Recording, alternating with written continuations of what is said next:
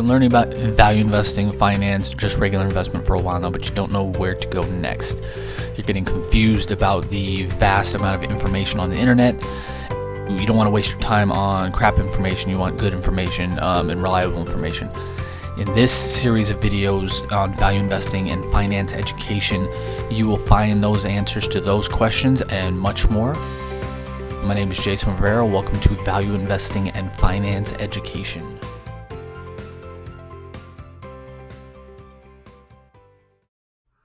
Hey guys, Jason here. Today I want to talk about how I deal with information overload. A couple weeks ago I talked about how I deal with complexity. That will be linked below this video, whether you're watching on YouTube or the blog or the listening on the podcast. That will be linked below. But there's differences between complexity and information overload. Complexity to me is legitimately the complexity of the wording. If it's worded like legalese in financial docs, it seems like it's purposely worded so you can't understand it, like it's written by lawyers, that kind of stuff. Information overload is the pure amount of information that you have available to you. In the context of reading financial reports, you can go back, depending on the company and the size of the company, 10, 20, 30 years on their financial reports and read all that information if you want to. You can read Google News articles, every Google News article out there. You can read every Seeking Alpha analysis article out there. You can read every Guru Focus, every single website, every Market Watch, every single website you can go to for different information. So here's how I deal with information overload. And the first part, I'll focus on investing specific, and then after that, I'll get to just kind of everyday life issues.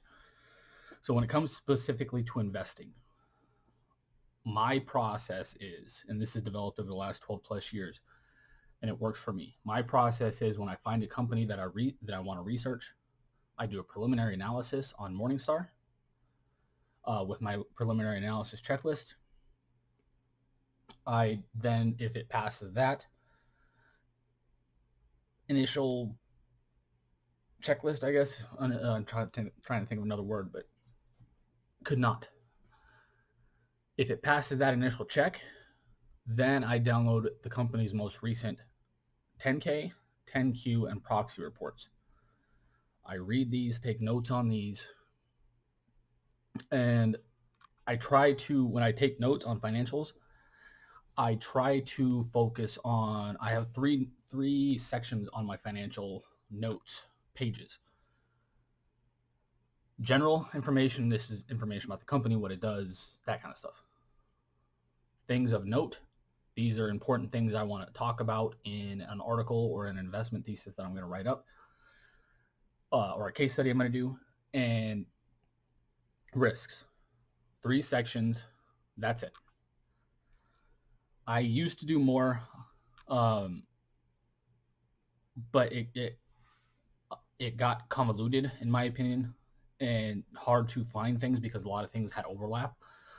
So I have 3 sections only in my note section, and my notes typically, again, on the size of the company, I typically focus on smaller companies.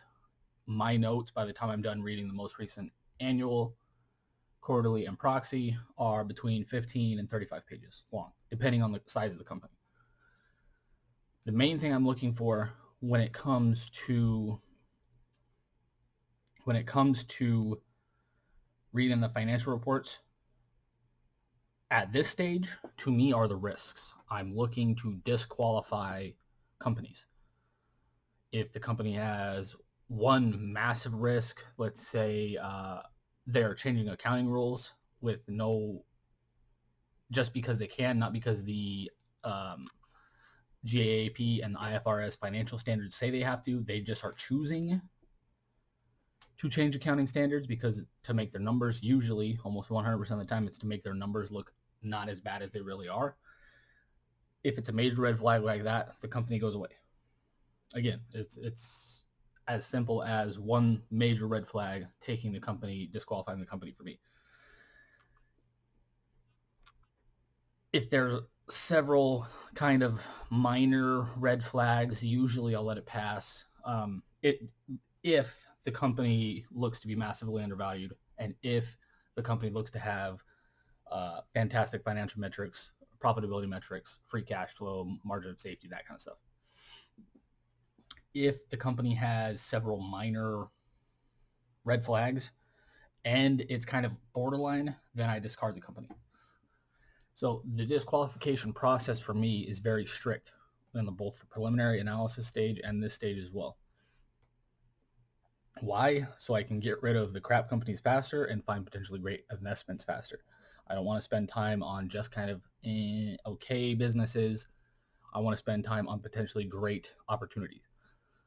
So that's why my criteria is very strict on these things. And it also helps me simplify things as well, because if something's even kind of borderline, it helps me disqualify them faster and not, should I do this? Should I not do this? I don't spend time on that kind of stuff. So if a company then passes this stage, before I go to the next stage, actually, so what I'm looking for here is major risks for the most part and things of note, either positively or negatively in the things of note section. I typically, depending again on the size of the company, I look to focus on 1 to 5 things that I think are important for the company and its prospects going forward. And as a profitable business now, barring some kind of NCAV or a special situation, I look to see what the company's profits are. It's in absolute form in terms of operating profit and free cash flow, owner's earnings, that kind of stuff. I also look for profitability metrics like free cash flow to sales, ROIC, cash conversion cycle as well. Because these three metrics, or these three metrics on each side, the absolute and the kind of relative in terms of the percentages, tell me an enormous amount about the company. And there are only three metrics. They tell me if the company has a margin of safety. They tell me if the company has balance sheet strength. If the company is producing enough cash flow to produce or to pay for its debts if it has any debts. If the company doesn't have any debts or has very little debt, what's the cash relationship to that? All these kind of things. And all of these kind of things tell me at an even higher level, is the company a safe investment? Can the company pay off its debts? Can it take on more debt? Can it, does it have enough, produce enough cash and operating profits to sustain current level operations and grow without having to dilute shareholders or take on more debt at bad terms?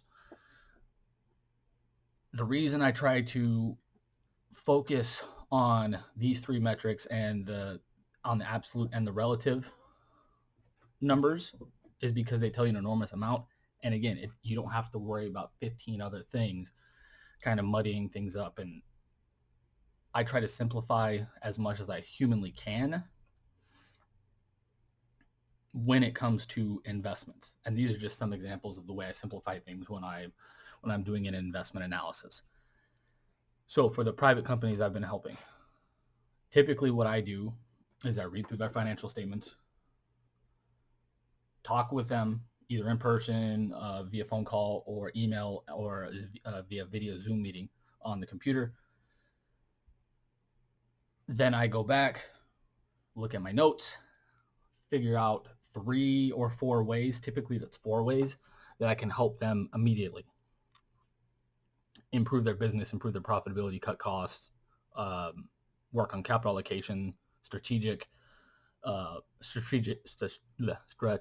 expansion, like geography expansion, those kind of things. Improving marketing, that's another one as well that is usually in there. I usually try to focus on 4 things at the beginning, again, to not overwhelm them and to keep things as simple as possible. And typically that means these things are simple to implement as well.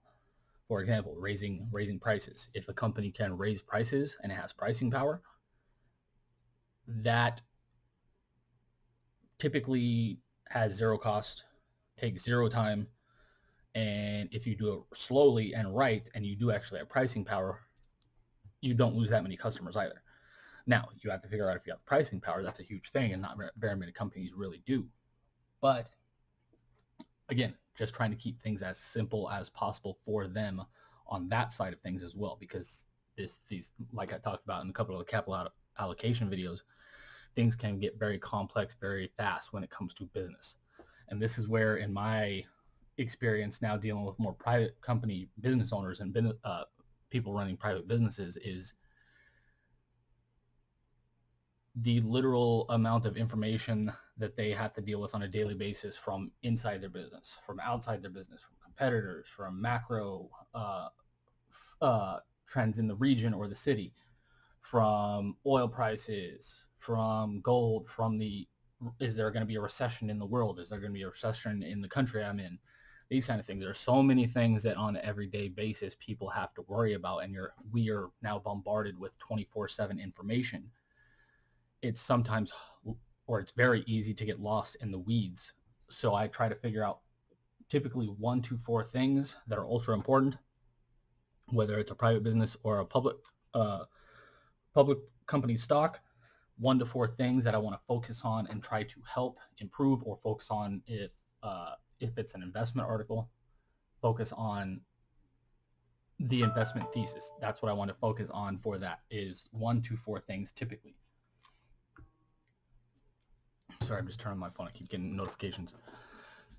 So when it comes to personal life, what do I do there? Same thing.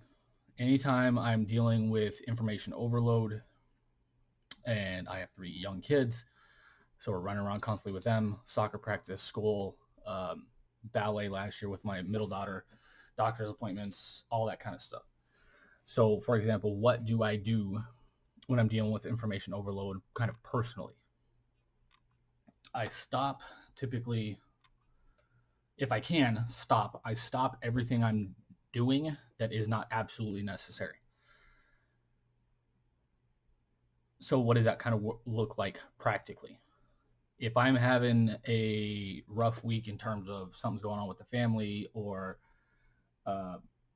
I need to hit a deadline from one of my clients, or whatever the case may be, I typically will put everything else off if I can, and focus on that intensely for 1 day or multiple days if needed to get the job done.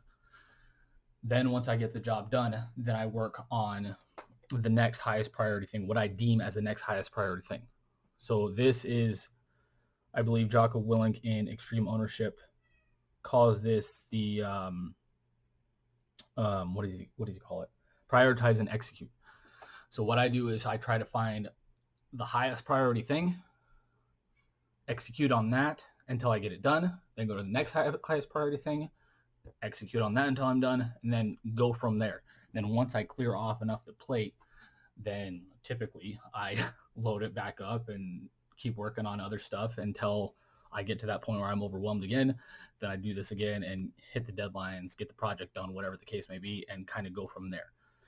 That's what I do on a personal basis when it comes to that stuff. So some stuff that I will cut out, for example, if I am needing to finish a project, I have a project deadline, or I've got multiple projects going on, and I don't know which one to work on first, is I will kind of sit down and think what my time, who's paying me for my time, how much time is it going to take, and those kind of 2 things are major factors. And the highest, if there's a deadline, when is the deadline coming up? That's another big one. Then I'll kind of mentally prioritize from there, execute till it's finished, prioritize the next one, execute till it's finished, and then so on and so on. Another thing that helps me with all of this is making lists of stuff I need to do. Because I'm a very visual person. I can think about this all day long, these kind of things all day long. But if I don't write it down, either manually, like handwrite it, or type it out on my computer, I typically forget about it because I've usually got so much stuff going on between kids and work and helping you guys and other clients. I've got a ton of stuff going on. So if I don't write it out and put it in my calendar, I will forget about it. So that's another thing I do is I write what I need to do down and kind of that helps me prioritize as well. Another reason I write it down, and I took this from earlier when I started learning about value investing and right when I started writing my analysis out, it helped me kind of clarify my thoughts as well. So just the absolute fact of getting something on paper, either in the real world or on the computer, getting something out, getting your thoughts out on paper, at least for me, helps me clarify my thoughts enormously. Because sometimes I will sit there and think about it. I can't, I'm mentally so drained and overwhelmed that I can't prioritize which task I should work on next. So writing it out helps me with that fact as well. And it will help you as well. If you are overwhelmed, write out everything you need to get done, and then you can prioritize from there. And sometimes I'll even write stuff out and delegate it to my team. I just won't even worry about it at all after that point, unless I need to come in to finish the project type of thing. I'll delegate it to them. So if you have a team and you're overwhelmed, write stuff out, figure out maybe the 1, 2, or 3 things you need to work on that absolutely you have to work on, delegate the rest if you can, or even cut it if it's not absolutely necessary and it's not going to be worth your time or investment as well. There's a lot of stuff that we can probably all cut out of our daily lives that aren't really necessary in terms of making us happier, making us mentally healthier, helping our knowledge, helping us kind of progress towards our goals.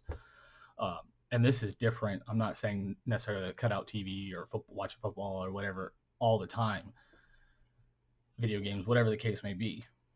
But if you have a deadline, that you may need to cut that out as well. It's just a fact. If you have a deadline, if you have something important you need to work on, either get up earlier, stay up later, or you're going to have to cut some stuff out. So these are tips that I use every day, every time I get overwhelmed with information. How do I know? This is a question I'm sure you might be thinking of. How do I know when I have enough information to make a decision? Because this, especially for me in the past, I used to look at every single piece of information I could find about a potential investment.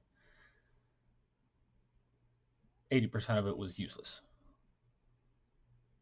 in my opinion. After studying the Pareto principle, the 80-20 rule, 80% of it's probably useless.